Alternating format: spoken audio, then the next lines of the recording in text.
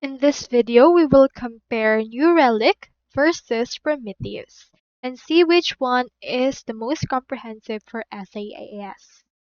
So for this case, let's see their real features. So New Relic is good for commercial SaaS or paid option, and Prometheus is best for open source or free options. Now for their primary use, you can find all-in-one observability with New Relic, while Prometheus gives metrics and time series data. It also have easy and fast configuration, while Prometheus, with its many capabilities, is still complex and requires manual configuration, but it unlocks advanced options.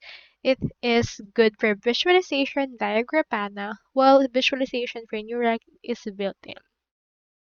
So for the strengths, it has high performance with Kubernetes native, while New Relic have deep APM. So that's all there is today, and I hope this video helped you out.